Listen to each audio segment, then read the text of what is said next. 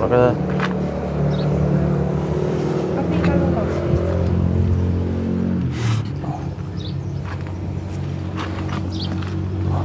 เราจะกดอะไรครับ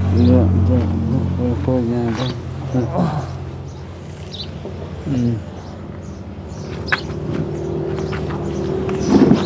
ตอนชั่วโมงเดียวยังเจ็บหัวอยู่พี่น้องเลยเนาะยังไม่ได้แปลงขัดฟันเป็นยังเนาะเพราะว่ามันสุดวิสัยพี่น้องเลยเหตุจำเป็นเนาะไม่มีใครอยากเข้าไปล็อกห้องหมอนะพี่น้องกันเนาะกะพอดีว่านิดนึงพี่น้องเมื่อกี้นี่กะทางน้องว่าเอาเราไปแต่เพิ่นเฮ็ดอย่างนี้เฮ็ดห้องหมอนะ ว่างยากคือเก่าเนี่ยยากทำ เพราะว่า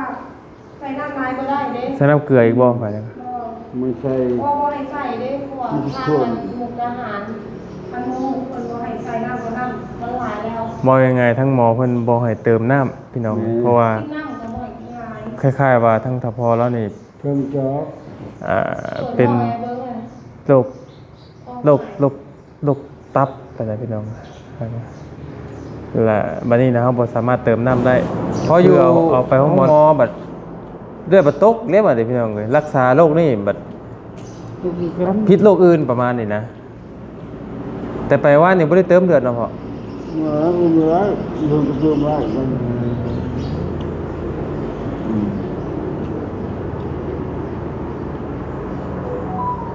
ยัง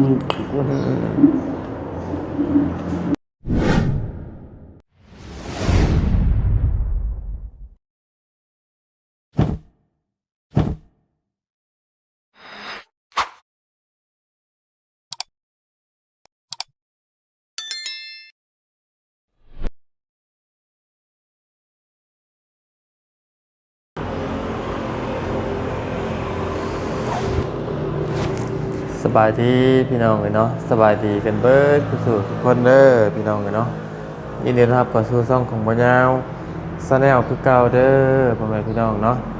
เอาพี่น้องเลยมาพอมาเจอกับช่องของบ่ยาวซาแนลเนาะพี่น้องเลยก็ต่อจากคลิปที่แล้วพี่น้องเลยเนาะมานอนพี่น้องเลยช่วงเช้าประมาณ7 โมงพี่น้องเลยเมื่อกี้นี่ทางน้องสาวโทรมาอีกตื่นระบอไปซะช่วงระบออันไปยืมรถไอ้น้องเพิ่นไปรับเอาถอพ่อแน่ไปซะเนาะตอนนี้เป็นเวลา10 โมงหรือว่า10 โมงตอนเช้าของวันที่6เนาะพฤศจ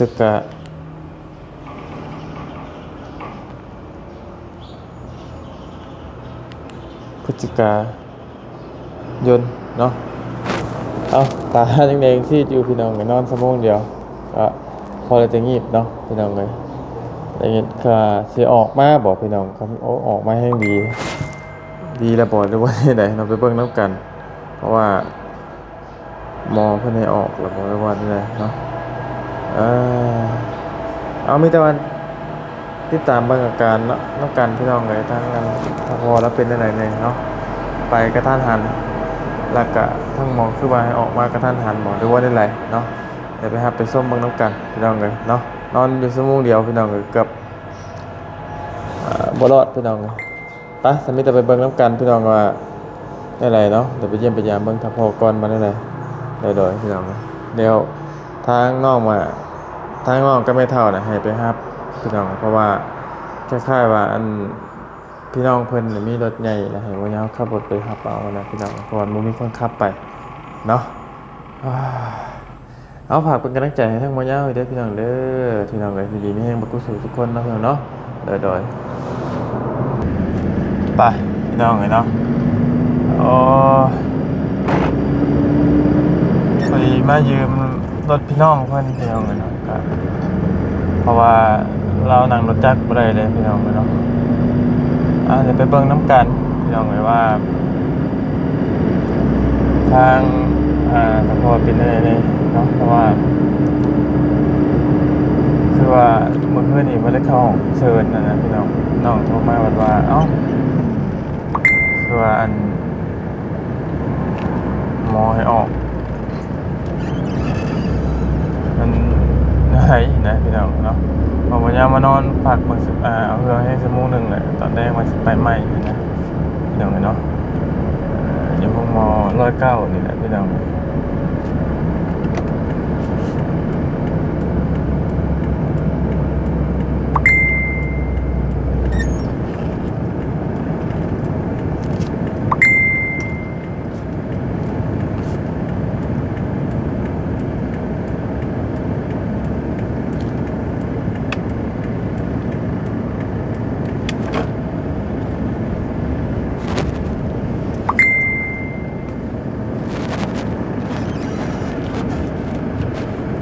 ครับเอาถอดเรียบร้อยไม่ใช่ละ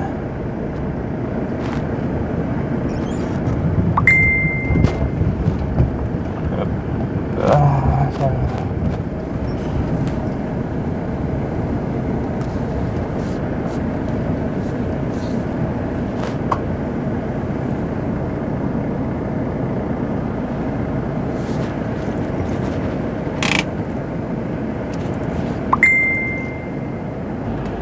โอเค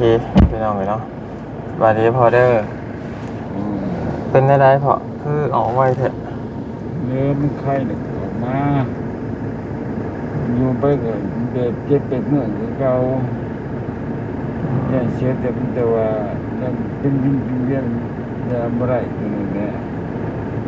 เสาวิ่งเสาโอ้ยวันก่อนกันที่มวยวิ่งเป็นวิ่งก็ธรรมดาอยู่ไปก็ อันนี้คอเพิ่นออกว่าหรือว่าเพิ่นให้ออกเลย เอาก็ได้ออกก็ได้บอกก็ได้นะแต่ไปกินยาเอาแล้วกินยาอยู่หมดกันแล้วสิลงมาลงอะไรแล้วมันตึงเลยจ้าเดินซื้อมาเลย น้อยก็ นี่มิตรบอ30,000ก็ลงแบบแซ่บเลยแล้วเจ้าไม้เจ้าโจนแต่ก่อนแต่6 ปีกันหลังเห็นเลยกินบอกร้องวางยาวางอ่อนวางยาอ่อนมอนะวาง2 เม็ดถูกกินน้องไว้ขนาดอ่อนมันในตับเปื้อนของเฮาบ่ได้เด้อ ฮะ นั่งของเฮาบ่ แม่เจ้ามาหนังอยู่นอกล่ะ แม่น แม่เมื่อไหร่ของการเจ้ามาหนังนอกล่ะ แม่น ตับปอดกันหลัง ปอดเอาไปล้างพร้อมบ่จ้ะนะ กันหลัง โอ้ น้ำท่วม เอาออกไว้ได้ซะคือบ่อยู่ก็จ้ะ ไปกินยาเฮาไม่ได้เคยกินยาเฮาน้ำใจกินทะเล ก็เลยหาอยากนอนอยู่มันหยอกหาเลยอ่ะ คือออกมาไว้ถ้าจะเป็นอะไรเพิ่นให้ออกบ่ เพิ่นก็บ่ให้ออกแต่ว่าเขาเบิ่งตามอาการว่ามากอ่ะโดนใส่ยาแต่ว่าเฮาก็เมื่อกินยาเฮาว่าเฮาไปรักษาอยู่หมู่นี่อยู่พี่ก็กินยาคือกันแหละแต่ว่า แรงชุ่มได้ชุ่มได้ โอ้พอยังไงคือเรามียาประจำตัวแล้ว เพราะว่านอนเอาใส่ที่เราเมื่อยคือเพราะว่าเลือดลุกถ้าใส่เลือดกันใส่บ่ได้ คล้ายๆว่าเฮากินยาห้องหมอบ่ได้ยันไปชนกับยาอยู่มุกเป็นบ่ เพราะว่ากินยาของหมอมันก็คือกันแต่ว่ามันก็จะแบบมันก็จะบ่แห้งของหมุก อ๋อ เวลากินยาหมุกแบบดีกว่า วันนี้หมอเพิ่นว่าจังได๋ซะบัดเป็นทุกท่านเป็นนายโรคบ่ตัวนี้ ตับแข็งเลยตับกระด้าน นักทุนเป็นตับบ่ตอนนี้ เมนนักสู้แล้วเพราะว่าน้ำมันปวดท้องเพราะว่าใส่เลือดก็ใส่บ่ได้เพราะว่ามันค่าน้ำในท้องในตู้มันน้ำมันเกิดเลยน้ำมันเต็มหลังน้ำออกมาตลอดเลยเสือห้าวมันไม่ได้ครับ น้ำในท้องบ่ เพิ่นดูดโตเลยแหละ เพิ่นเอาออกได้หรือว่า เขาให้ข้าวของเนี่ยก็ไปกินยาจมูกกับข้าวน้ำออก กันอาจจะเป็นเมื่อยตัวนะ อันนี้มีแต่แบบเอาออกซิมามีกับเหมือนไม่ได้ใส่เพราะเราจะบ่อยากไปหมอ เพราะว่าเดี๋ยวน้องพี่น้องเพิ่นสิตามบ่ทันเลยพี่น้องเลยพอดีว่าอันคืนนี้มาห้องหมอกระทันหันแล้วก็ห้องหมอยาวก็อยู่ห้องหมอคืนบัดนี้น้องโทรไปว่าให้ไปรับกลับบ้านนั่นน่ะมันรถพี่น้องเพิ่นสิถามแล้วว่าเอ้าคือว่าบอกเขาเมื่อคืนนี่บ่เข้าห้องฉุกเฉินนั่นน่ะเนาะคล้ายๆว่าเรานี่มีโรคประจำตัวเราอยู่แล้วมีโรคแบบอันไปกินยาอยู่มุกเลยพี่น้องเนาะมูลอาหารนี่แหละเนาะแต่ว่าเมื่อคืนเราเมื่อยแหละก็ถ้าเพิ่นว่าให้อยู่ก็ได้ให้อยู่ก็มีแต่ใช้น้ำยาซื่อหมด เพิ่นให้อยู่แต่ว่าเฮาเละ อืม เฮาก็เลือกออกที่มาออกมากินยาเฮา ออกเรื่องของกินยาเอาเองเนาะว่าบ่สามารถกินยาอัน มันตัวมันจะ อ่า หาเมื่อ อยู่ห้องหมอนี่นะพี่น้องเพราะว่าเขายังกินยาอยู่มุกอยู่ แนวลงมา น้อยลงไปเนี่ย ทั้งที่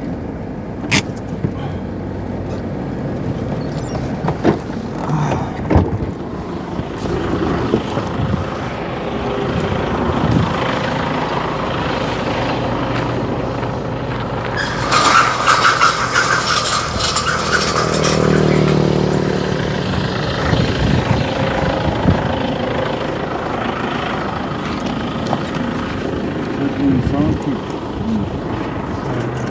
ตัวยา พอใส่พันวันนอนใส่ยามันก็แบบเป็นยามันก็ยาเก่าอะนะ อันยมุกผมบ่ เขาจะเลือกกินยา ที่นี่ชิปมือที่มันเนี่ยสองทิศ พอเมื่อวานก่อนนี่เนี่ยเพิ่นไปต่อยาพี่น้องต่อยาอยู่มุก เอาไปรู้เรื่องสามันที่ชิปมือ ไข้หลังเป็นไข้หลังก็เป็นติตอนนี้ โอ้มันนักเป็นตับเลยหัวตับแข็งของไข่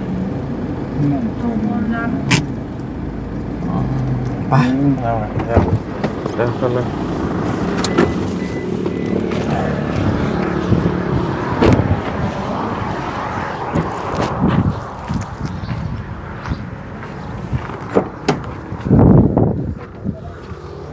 ว่าถ้าเกิดมันก็จะ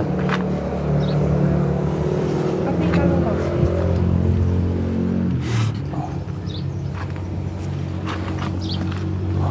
เราจะกดให้ครับ เยอะเยอะโคตรยากเลยอืม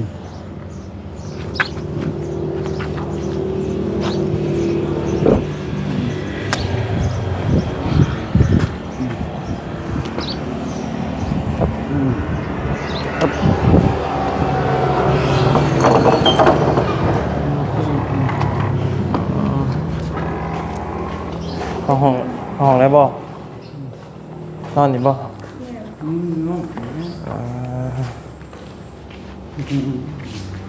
พกได้หนึ่งได้พี่น้องกันเนาะ คิดว่าจะง่าย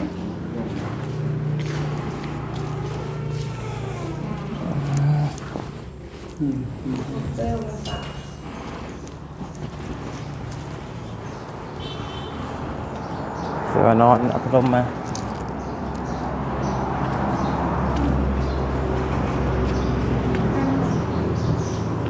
นะอาจจะระวังเลยระวังเลยเป็นอะไรกินข้าวกันบ่ข้าวกินน้ำก่อนพี่น้องเลยเนาะ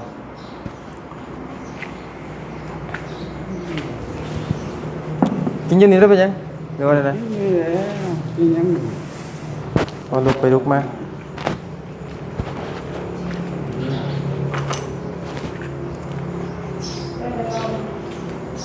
นอนสมุงเดียว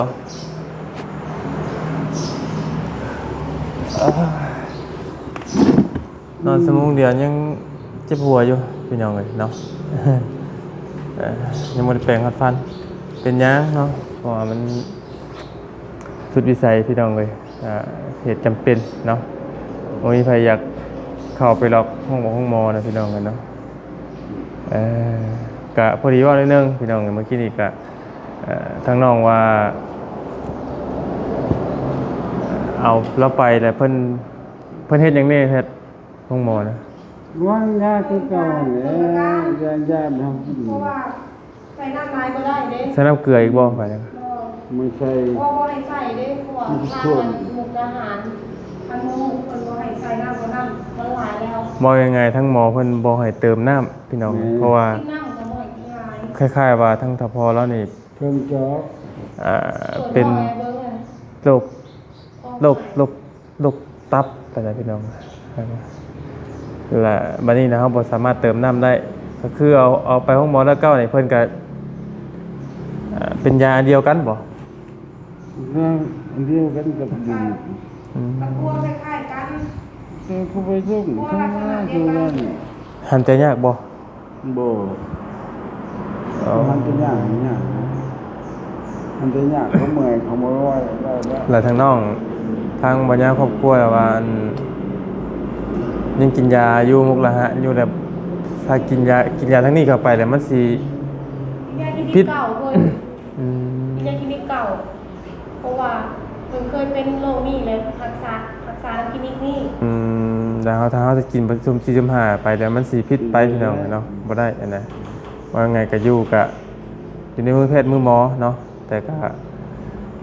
เกิดเป็นนัก ความปลอดภัยก็ดีกว่าอยู่เฮือนนั่นแหละพี่น้องเลยแต่ว่าจังไดมาอะไรก็มาแล้วพี่น้องเนาะมันจักตายอยู่เฮือนเนาะ คุณดูหมอคนนี้จะซักยาไม่ถึงขั้นเนา อืม มัดเอาเส้นเอาเวทบ่ได้ อืม มันคอยไม่ได้ คือหมอเพิ่นก็ว่าออกมาก็ได้เนาะ ได้จะกินยาแบบนี้กัน อื มัน ม กินยาไม่แห้งเดียวออกดูดออกกินยา อันนี้จะมีแห้งกว่าเก่าเลยติ ก็ปกติอยู่เราจะไว้เมื่อยมันจะไปทำไม อ่า กินบ่รู้เว้ยมันคือเขิน แต่เฮาว่ายัง ไข่ไว้กินกำลังไว้กินดอกไว้กินเขา แต่บ่ยาว่ายังคือเก่าพี่ นั่ น้ น อง นี่ใช่พอปะ กินข้าวหลายก็บ่ได้พิษอีกเด้อพี่น้อง บ่ได้ กินอย่างไว้กินซ่าๆให้มัน แล้วก็ กระดูกที่ใหม่ จักสิว่าจังไดพี่น้องเอ้ยโรคนี้ ว่า เพิ่นเป็นโรคที่โรคกินข้าวแซ่บจ้ะไผเป็นแล้วก็กินข้าวแซ่บพี่น้องเอ้ย อืม เป็นประเภทปลานี่กินได้เนาะ เห็นไหม อาหารแหม่ งานเบา พออยู่ห้องหมอบัดเลือดบัดตกเรียกว่าได้พี่น้องเอ้ยรักษาโรคนี้บัดพิษโรคอื่นประมาณนี้นะแต่ไปว่านี่บ่ได้เติมเลือดเนาะพ่อ เมื่อโดนกระเทือนได้มัน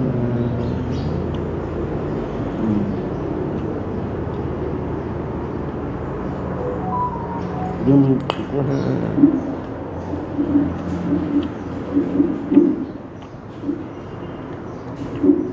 ยังมันได้อยู่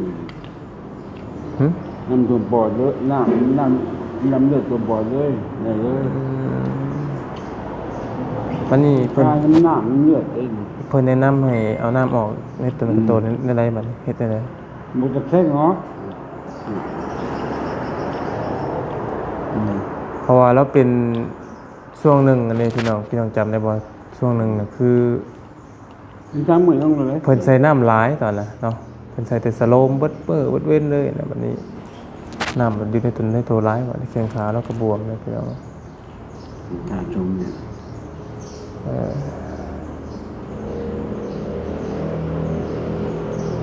เอาไปกินแซ่บอยู่บ่เวลากินข้าวนี่แซ่บเนาะสิว่ายังไงโลกนี่เรากินข้าวแซ่บพี่น้องเนาะไผเป็นนี่กินข้าวแซ่บของไผเป็นอยู่ที่ไหน เราแค่กินหลายไปได้ กินหลายบ่ได้ยากเนาะ เบ้งกี่เลย อืม มีของหลายกินหลาย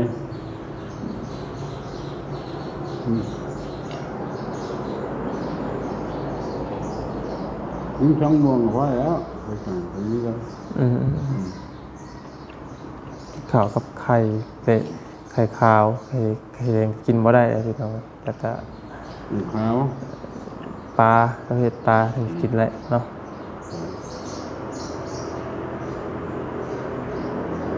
นี่อย่างว่าเงินกินร้ายกินไม่เมา อืม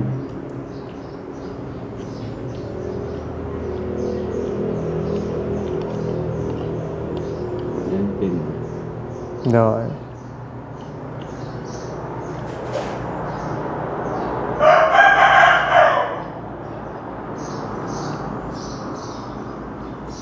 เดี๋ยวพี่น้องสิงงว่าอ้าวบ่ยาวไปน้ำกันคือบ่ฮู้เรื่องบัดพ่อเฒ่าเป็นอะไรเพราะว่ามีแต่ทางเมียแล้วก็ทางน้องพี่น้องก็เป็นคนแลนเรื่องหืดเรื่องยาแลนนำโรงพยาบาลบ่ยาวไปเยี่ยมไปยามตามหลังพี่น้องเลยส่วนเรื่องอื่นมีแต่ทางน้องๆทางน้องกับทางเมียพี่น้องแลนไปก่อนแล้วเนาะ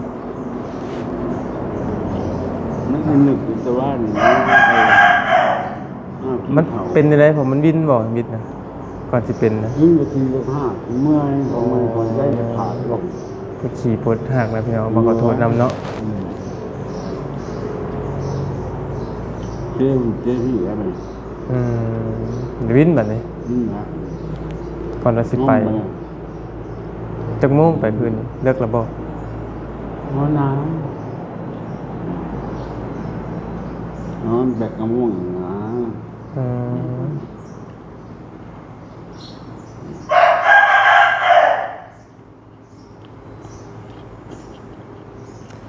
มีแต่นั้นแหละพักผ่อนเนาะพี่น้องเลยถามมาหายดีเศร้าบ่เลยพี่น้องพอมาตามเทิงบ่ยาเบิ่งอาการกะคือเก่านะสิว่าใครก็มันบอกแค่เราหายใจโล่งขึ้นนิดนึงซื่อพี่น้องออกมารักษาอยู่ข้างนอกมากินกินยาอยู่มกละหานพี่น้องเนาะภาษาในนั้นแหละพี่น้องเลยทั้งบ่ยาเองก็สิได้ขอจบคลิปปิดคลิปก่อนเนาะขอบคุณทางแม่พี่น้อง FC วัดกุศลสุคนนั่นแหละเนาะเดี๋ยวบ่ยาเอารถเอาล่างไปคืนเพิ่นก่อนพี่น้องเอ้ยสาวไวๆเด้อสาวไว ให้แหน่ดิเราจะวิ่งแหน่ดิต้องเบ่งมัดเท่านั้น จะแต่ปัญญาเสียทีไปพักผ่อนงีบก่อนนิดนึงแล้วก็ขับไปเบียกแรกก็สิไปต่อพี่น้องทำไปว่าแรกก็เป็นพักปืน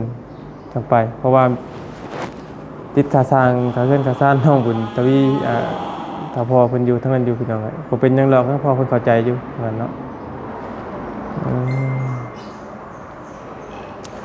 ไปต่อยาแต่ละเทื่อเบิดเท่าไรซะเนาะ คันไป นั่งเนาะ มันหา600,000เนาะยาจมูก คันไปนี่12ทิศเลย เนี่ย เป็นเดือนเลย 2 ทิศไปเทื่อนึงบ่ มันแรกก็เป็นหนัก โอ้ เมื่อกี้มีมันหนัก10มื้อ อีกข้าวมึง มาเขาซ้อมเป็นหนัก2ทิศในการเอากันเป็นคอยแบบเดือนหนึ่งบ่ทีละเดือนโดยป้าสามีแต่เอารถไปขึ้นมันก่อนพี่น้องกันเนาะจังหวะกัน ใจไหล ซาไว้เนาะ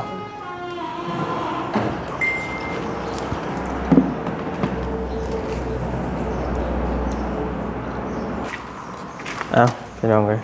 นี่เป็นยากินเนาะ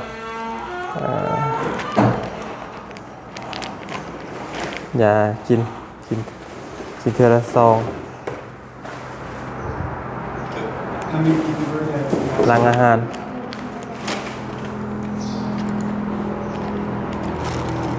อุ้มบัตนี่ว่าอย่าง แม่ ที่เรากินนะ เพราะว่าส่วนร้ายเพิ่นให้แต่แบบคับน้ำนะคับน้ำออกคันบ่คับแล้วก็เฮ็ดหยังบ่ได้ต้องได้แต่คับน้ำออกก่อนตะก่อนเลยจะมีบ่ได้ตรงบำรุงตับ คือว่ายังไงเนี่ยนี่โรคแล้วนะตัวตับนี่พี่น้องครับนักเก็บต่อเลยเนาะ แม่ ดูแลตับกับเนี่ยปวดตับไปพิษตัวหนึงนะพี่น้องตักสิว่าจังไดเดือนนี้โมเมนต์2ห้องหมอโมเมนต์2เทื่อ3เทื่อแล้วผมอันเดือนที่ผ่านมากิน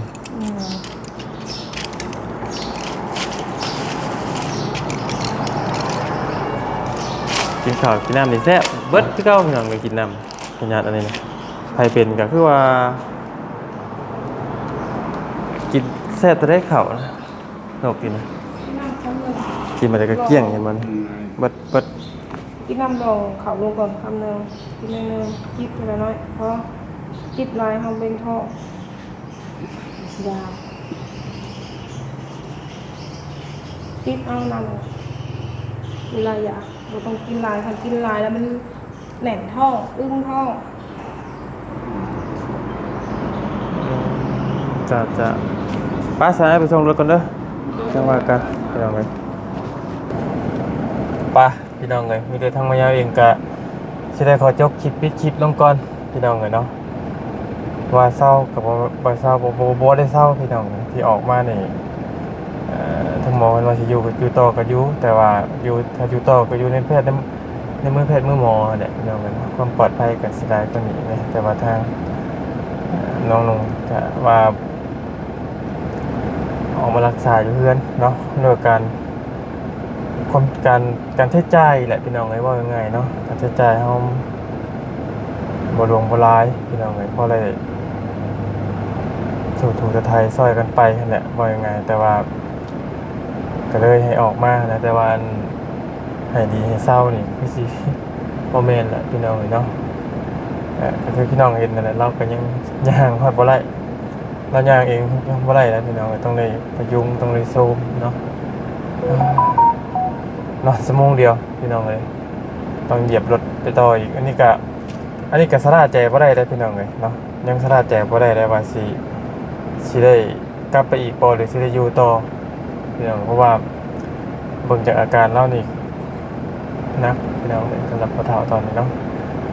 มีแต่ว่าในนั้นแหละพี่น้องเลยนี่แหละกระทั่งบ่ยาวเองก็ต้องขอบคุณทางเพื่อนพี่น้อง